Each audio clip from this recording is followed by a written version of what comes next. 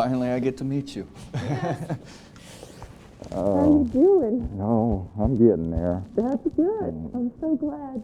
45-year-old Brian Crumlick just met the Virginia Beach police officer who brought him back to life. He looks so much better now. Yeah. Is it the greatest Christmas present you've ever had? Yes, by far. Last month, Crumlick, a subcontractor, collapsed at work. I had a pretty good heart attack. Translation, full-blown cardiac arrest. Co-workers immediately called 911 and started CPR. Officer Andrea Brick arrived minutes later. He was unconscious, blue, not breathing, no heartbeat, no signs of life. In the trunk of her patrol car, the technology that saved Crumlick's life. Apply defibrillation pads to patient's bare chest. Connect cable. It's an automatic external defibrillator, or AED. You put the pads on Brian, and what did it Right. say? What did it tell you? It said shock warranted, And that's just what she did. shock to the heart. In the background, I said a few prayers. Chaplain George Chandler. He was on a ride-along with Officer Brick that day. Perhaps in a spiritual sort of way, he probably was happy that I was there. And just maybe for Brian Crumlick's sake, that was no accident. I pulled out my handy little prayer book that I carry with me, and I said prayers. And brought him back to life. Not long after, an ambulance got there, Crumlick still not out of the woods. The EMT showed up, and they lost me a third time. Mike Uremovich was one of the volunteer EMTs on that call. The first thing we did was disconnect the Officer Brick's AED and place this one on the patient. Equipment that Uremovich says instructed him to shock the heart again. For the second time, yes. And then they got a pulse back. Lights and sirens blaring, Crumlick headed to the hospital. The next thing I remembered, I woke up in the hospital on Thursday. That was 2 days after crews gave him a second chance at life. Now, 1 month later, That's the grandson. Look at that. He's eight months old. Crumlick got the opportunity to show those who saved him My granddaughter's picture with Santa. what he's got to live for. Thank you so much You're again. so welcome. Eric Harriman, 10 on your side. This is my newborn baby girl, Kamaria Miracle Richardson. Kamaria Miracle, born at 1 pound 3 ounces on November 22nd, and yes, now weighing 1 pound 5 ounces. Kamaria is a miracle. She's been on like the breathing machine and everything, and she wasn't like her lungs and her heart wasn't fully developed. Just watching her is just really, it's a miracle that she's here because they said she would only make it 2 days. But she's been kicking and ticking with the help of the Lord. In fact, after 1 month here at the neonatal intensive care unit at Children's Hospital of the King's Daughters, Kamaria has made enough progress. She brought a special gift to her daddy. This is actually my first time holding her. This is my Christmas present. Before now, Kamaria's parents could touch her through an incubator. Now this baby girl can feel her daddy's heartbeat. It says it's good for the baby as far as for they feeling the warmth of your body. And it's actually a great bonding too. Earlier this week, Mom also got to bond in what nurses call the kangaroo.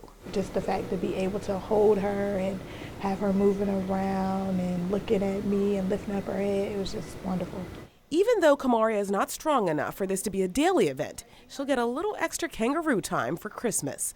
Under the ornament made by nurses and stockings on the wall, Kamaria, her 4 siblings, and parents will celebrate. They'll be here tomorrow. We will all be here to take our first family portrait. This is by far the greatest ever. Just to see something so small and just being a miracle, it's wonderful. If it's the thought that counts, then hopefully tomorrow's gift receivers won't mind that their givers thought of them the day before Christmas. I bought gift cards. I was taking the easy way out, but I thought of as a kid, you want to open that gift. So I said, hey, let me go get my nieces and nephews some gifts. Shopper after shopper said they were here for someone else, but when we peeked inside their bags... It's for me. Wait a second. Latrice, you just told me you were shopping for your younger nieces and nephews. You open up the bag and you show me something for you. I think you need to explain yourself. I have to add myself in there too. I'm on the list. Christelle Jordan and her daughter really were shopping for Grandma, but having a hard time. She has everything, so yeah. Do you think if you made her a homemade gift that would go over well or not so well? Her granddaughter did that, so that'll go well with her, but I don't know with me yet.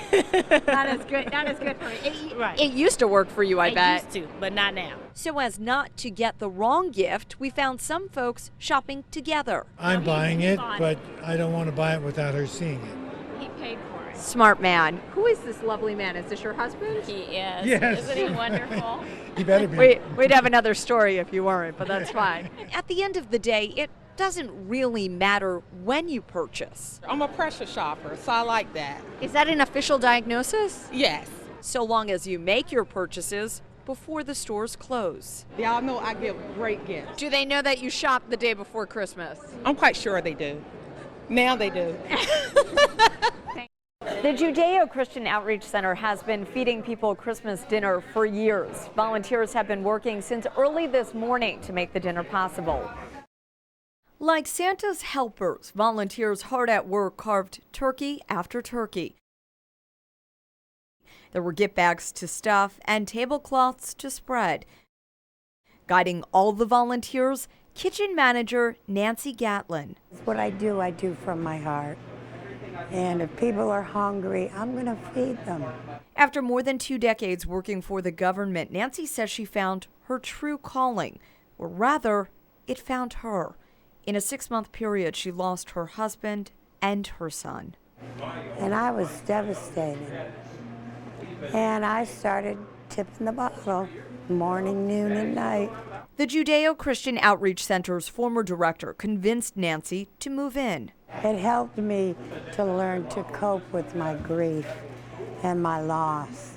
Now, with newfound purpose, Nancy gives back. Oh, yeah, I know Nancy. To people like Wanda Moselle. She says she's been eating Christmas dinner here for 5 years. They do a wonderful job, and they give us a large amount of food. With a large serving of hope on the side. Christmas is the joy of giving. And around here, for today, joy is easy to come by. The Outreach Center looks for volunteers year-round. If you'd like to volunteer, we'll put information on who to contact on our website, WAVY.com. Reporting in Virginia Beach, Melanie Woodrow, 10 on your side.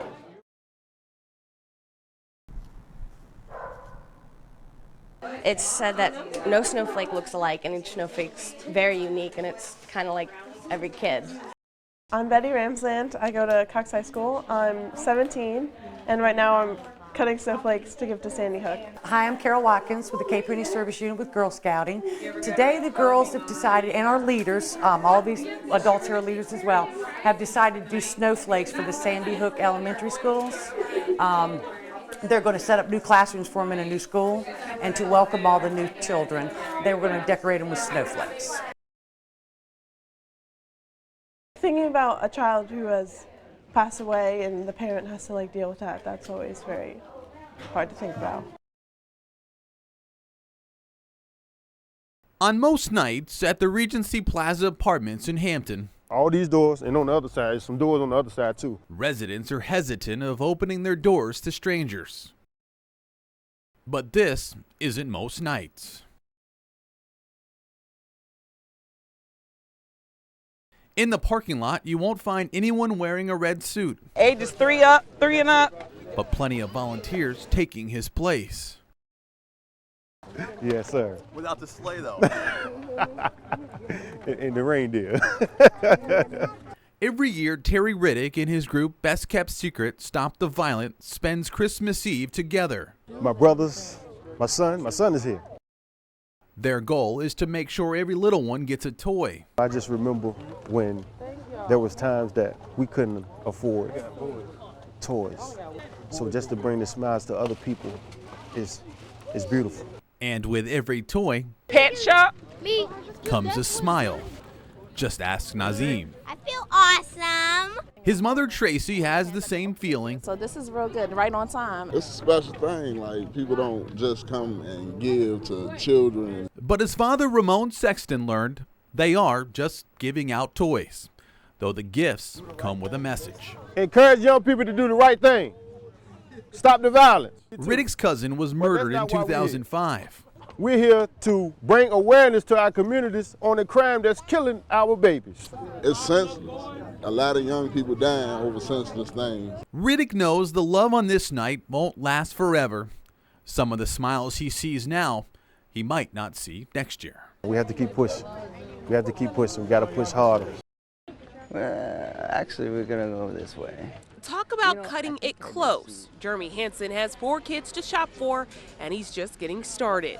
Well, I'm a single dad, and this is what I do. I wait to the last minute, get the best buys. But you won't see a bead of sweat on Henson. He thrives off this pressure. That's what makes Christmas fun. If I didn't like all this, I would have done it 6-7 weeks ago, right? He spent the day searching high and low for gifts for his little ones. It's just more for, just thinking about, what's going to stimulate their mind and help them to grow a little bit better, He doesn't carry a list or make a plan. He just looks and looks. No, I go until I tell myself to stop, pretty much. That's what I do. And then, or until my credit card tells me no more. He does hit some snags in his shopping day, empty aisles and tough choices. I said I'm not a Redskins fan either. So it kind of tears me up inside to have to buy Redskins stuff. Even in the crowds and customers, Henson keeps a smile most of the time shopping because he's always thinking of his kids at home. Just knowing my kids know that I'm out doing stuff for them, and they're all getting excited at home. He ultimately finds something for everyone on his list. Some DVDs, stocking stuffer, type stuff. After hours of pacing around for his holiday gifts, Henson strolled to the register, just as cheerful and calm as when he started. Guys are just we're just kind of bred for last minute type stuff, so it's in our nature to be last minute and comfortable with it. It takes a certain skill to wrap Christmas presents. I'm so good at this stuff. Just ask these kids from Great Neck Baptist Church in Virginia Beach. Trying to measure out how much of this gift wrap we're going to need for it. Every cut. Every piece of tape. We are wrapping Christmas presents for family in need. Every gift labeled is done so with love and care. Our youth group saw a story that you all ran about a little boy who lost his leg in October, and they wanted to help a family in need, and so we called you. The bundles in a new tree are now in Hampton. Jami, known as Juju to family, and his sister are sure to be surprised. And we're trying to give him a Christmas that he'll remember. Hey! Juju, I'm Tracy, honey. My pleasure to meet you. Merry Christmas. Juju's apartment is crowded with strangers who consider themselves his extended family. It was great to just see that we made a difference and that we helped somebody out on Christmas. If they didn't hear how thankful Juju is, they could certainly see it on his face, the smile glowing from ear to ear. And it makes his mother, Miyoshi, just as giddy. It's unexplainable. I can't really even find the words to explain it, but it just makes me just real happy. And in this case, these Christmas angels will tell you. Have a great Christmas. It was better to give than receive. It's better than any Christmas we've ever had. To see these children light up and just to know what the holiday spirit's about and to see our kids light up. This has just been the best experience. In the end, that's the power. It's on your side. A team effort created this Christmas miracle. Can I have a cake? Yes, you may. Yay! After seeing so many people in need, Joyce Torrance turned to prayer. I said, God, I want you to use me this Christmas however you want to, however you feel. And this came to me. Her prayer turned into an action plan to feed those less fortunate this holiday. She gathered her kids, grandkids, and friends and decided to spread her blessings by feeding others. Christmas is about sharing and giving, and we wanted the residents here to know that somebody still cares. Not even the chill in the air could stop this group from giving and greeting to anyone who needed it. I think we are warmed up from us giving, so we're not exactly feeling the cold because we have all this warmth and love in our hearts, and we just want to share. All this man expected this holiday was a warm place to play his guitar, not so much kindness from strangers. But I love seeing a helping hand, especially around this time, Christmas. You don't really expect too many people to be out here doing this for us, so it's truly a blessing. While the meal won't last long, it meant so much to those receiving it. God bless them. I love them. And that's what the meaning of Christmas is all about. It's a message Torrance hopes will rub off on her grandkids as well, to show compassion for others and to realize that Christmas is more than what you buy in a store. And let them know that there are so many people that are so less fortunate that we should be thinking about besides, just wanting to open presents every year. The family made and boxed up 100 meals like this to give back to people less fortunate, and they say they plan to make this their new Christmas tradition. In Virginia Beach, Lauren Compton, Fox 43 News. Temperatures have dropped. Anything below 70 I'm not fond of. And time is running out for Salvation Army bell ringers like Daryl Peak around Hampton Roads. But that hasn't changed their Christmas cheer. This is our last day here. Merry Christmas. It's nice seeing you during the season, and thanks for all your donations. Thousands rely on the dollars and cents you leave in these red kettles. The Salvation Army positioned 200 of them around, more than in years past, with a friendly face to work nearby. I feel I wanted to do something to give back to the community, and it's needed. It seems like the need is more so every year. They hoped that heightened visibility would help, but with sequestration and budget cuts on this Christmas Eve, although they say it's been a good year, they still need your help once again. We're asking everybody who's out making those last-minute shopping trips today to try and dig into those pockets, throw a little something extra in the kettle to help us reach our goal for this year. At the start of the day, they were short of their goal by $60,000. But for the programs they put on year-round and the assistance they want to be able to provide those in need with the funds they receive, they're working hard in their final push to make their purpose ring true with you. Yes, last-minute shoppings. There's the waiting, the crowds, the searching for gifts at the last minute. On Christmas Eve, we see the art of procrastination at its finest. So why do people do this? Some will tell you it's exciting. I think it's fun being out in the mall and all the hectic hustle and bustle, and I like it. Others are a little embarrassed to say. I'd feel really bad if I didn't give my brothers a present. Last year they got kind of mad, so I felt like I don't want to do it. No, you're okay. Don't be ashamed. I am ashamed. Why? They're going to see it and then they're going to know. We promised not to give away Roy Flimmer's gifts, and he admitted shopping this close to the holiday is a little stressful. A little bit. I mean, if I didn't find anything, I'd be in trouble. Kind of have to make an excuse saying the mail got lost or something. I did that last year, so I think they'd catch on. We did see one thing in common with most of our last-minute shoppers. A lot of them were guys. I think I do my best shopping at the last moment. I think the brain just gets me in here and know what I want to get, and I'm off and I'm in and out, hopefully quickly. I am not. Don't feel too bad, fellas. Jim Warford is the general manager of MacArthur Center, and even he isn't done yet. How is that possible? You know what, that's the same thing my wife says. And I tell her the same thing. I said, when you work every day and you're around it every day, you know what, you really don't think about it. It becomes kind of what you do. And others will tell you there's a thrill about shopping so close to the deadline. Finding those last-minute gifts in a short period of time, and you think you've accomplished something, yeah, it's a challenge, and we win every time. Handmade leather wallets, glass-blown ornaments. This gallery in Norfolk is filled with homemade items by local vendors. There's one vendor here who's not only special for what they made, but their ability to make it. Would you like a bag? Ecstatic, and just watching her make the sale and do the money is just a blessing. Angel is part of Norview High School's Green Teens. They make all kinds of jewelry from recycled items, bright necklaces made from magazines and recycled paper, earrings from aluminum can tops.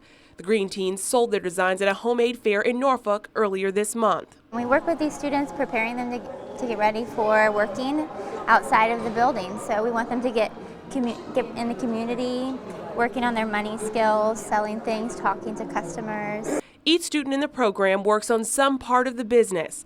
Angel sells the jewelry and helps create it through a process illustrated on this chart. She does a lot of this, sanding the beads. So I wanted to come and see what she's made.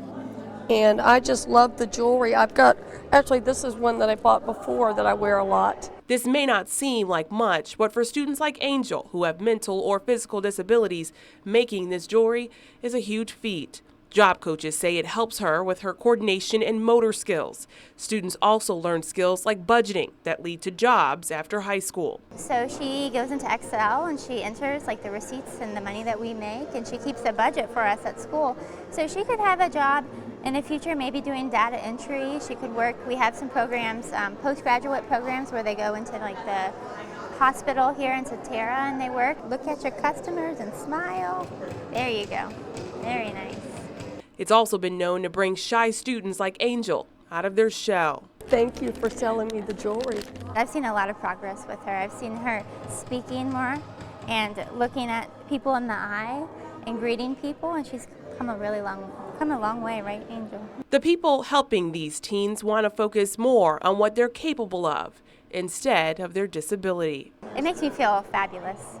I love my job. I love working with students. I love seeing their progress over the last, the 4 years that I have them. In Norfolk, Lauren Compton, 10 on your side. There is certainly this feeling of, can this really be happening? Can it really be happening on Christmas Eve? There's no doubt this will be a Christmas Newport News residents Alexis and Dave Chappell never forget. You absolutely cannot measure or quantify in any way the amount of generosity that was extended to my family last night. In the cover of darkness, outside their Main Street home, someone broke into the couple's car. Opened the door and immediately knew that not only were all of the Christmas gifts gone, but there was a number of things that had been damaged in the vehicle. The gifts were gone. Special presents meant for their 2 girls ages 6 and 3. Even worse, it was 7 o'clock and all the stores were closing for the holiday. What's a mother to do? Alexis took her frustration to Facebook and had no idea a simple post would blossom and turned out to be a blessing. There is so much good in this world. And the chapel saw the good over and over again. Friends and even strangers for the next 5 hours stopped by and dropped off gifts. The last one coming at 2 a.m., just 4 hours before the little ones woke up on Christmas morning. When you're in a situation like the one we were in last night and you have so many people, both people who know you and people who don't know you, who show up and say, we want to provide support and we want to provide assistance to your family. It's really indescribable. The girls don't know what happened outside their home. Their parents will tell them someday, and when they do, they'll learn about how caring others can be in a time of need. It shows that in our community, people care about children and they want them to have that seamless experience. They want them to still believe in the magic of Christmas. And as parents, you can't ask for more than that. This Christmas Day, she's the guest of honor. Nanny M. Hardy. Nanny Mae Hardy of Rocky Mount, North Carolina, is celebrating her 100th birthday. It's amazing. We're just going to talk with her and chat with her and just, try to make her happy. I am grateful to God. I know it's by His hand. Her family has gathered around the fire, sharing pictures and memories of Hardy's life at a party in Virginia Beach. She still cooks and exercises and loves sending letters to the editor about politics. She likes for my sister and I to go to the post office with her and pick her up stamps. Hardy admits some opinions have gotten her in trouble. And I don't mean that I've always been perfect, far from it. I mean, my tongue has got the best of me and brought some sorrow in at times. She remembers meeting her husband, who she says served in World War II under General Patton. He had a good time over there, even though he was in the war. He was riding with one of the greatest men of the time. And after 100 years of life experience, her words of wisdom are pretty simple. Love your neighbor as yourself. And don't be an enemy to your neighbor or your family or your friends.